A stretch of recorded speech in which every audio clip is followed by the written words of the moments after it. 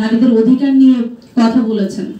আমাদের মৌলিক অধিকার যে 5টি মৌলিক অধিকার রয়েছে তার মধ্যে শিক্ষা অন্যতম, যেটা বেগম রোকেয়া ফিল করেছিলেন যে নারীদের তাদেরকে এই যে অন্ধকার থেকে আলোতে আসতে হবে, এর জন্য শিক্ষা প্রয়োজন। তো তিনি যে মেসেজ দিয়ে গিয়েছিলেন সেটি আমার মনে হয় আজকে আপনাদেরকে আমার চোখের সামনে দেখে অনেকে অনেক ভালো ভালো পর্যায়ে দেখতে পাচ্ছি।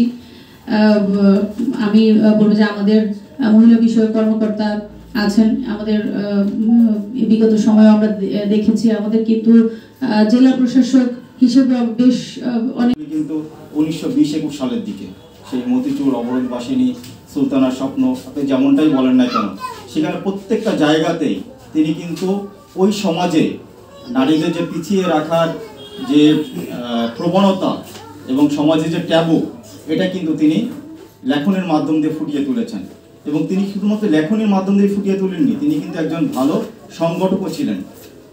কেননা আমরা যদি দেখি যে সেই সাখাওয়াত মেমোরিয়াল গার্লস স্কুল, যেটা তৎকালীন সময়ে তিনি প্রতিষ্ঠা করেছিলেন, যা নারীদের শিক্ষার ক্ষেত্রে অগ্রগণী ভূমিকা পালন করেছে, এবং অন্যান্য যে নারী সংগঠনগুলি তিনি তৈরি করেছিলেন, প্রত্যেকটা জায়গাতেই তিনি কিন্তু নারীদেরকে কিভাবে এই যে অবরোধ বাসিনী যে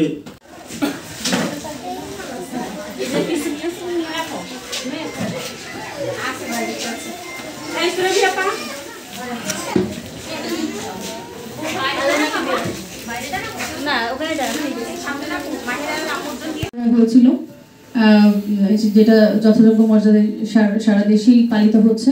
এবং আমি যতটুকু জানি যে 91 সালের দিকে বোধহয় এই যে অদম্য নারী ক্যাটাগরিতে পুরস্কার দেয়া এটা প্রচলিত হয়, এবং 96 সালের দিকে সেটি সরকারিভাবে ঘোষণা দিয়ে এই চালু রেখেছে।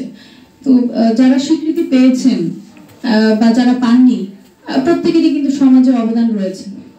আপনাদের এই যে উঠে আসার গল্প, এটা অন্যদেরকে অনুপ্রাণিত করে, আমি নিজে অনুপ্রাণিত হয়েছি। আপনাদের প্রেজেন্স এটিও আমাকে মুগ্ধ করেছে। আপনাদের সাথে আমার আরো কথা হবে, আরো কাজ হবে। আপনাদের সকলের কাছে আমি সফল জননী নারী, নির্যাতনের দুঃস্বপ্ন মুছে ফেলে জীবন সংগ্রামে জয়ী হয়েছে যে নারী, ও সমাজ উন্নয়নে অসামান্য অবদান রেখেছে যে নারী, এই 5টি ক্যাটাগরিতে উপজেলা পর্যায়ে 5 জনকে আমরা নির্বাচিত করেছি।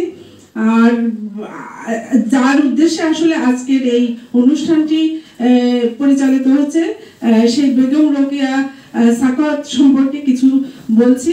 উনি 1880 সালে এই দিনে অর্থাৎ 9 ডিসেম্বর রংপুরের পায়রাবন্দ গ্রামে জন্মগ্রহণ করেন। 1880 সাল আসলে এখন থেকে প্রায় 125 বছর আগে, 120 বছর আগে এরকমই। কিন্তু সেই সময় আসলে নারীদের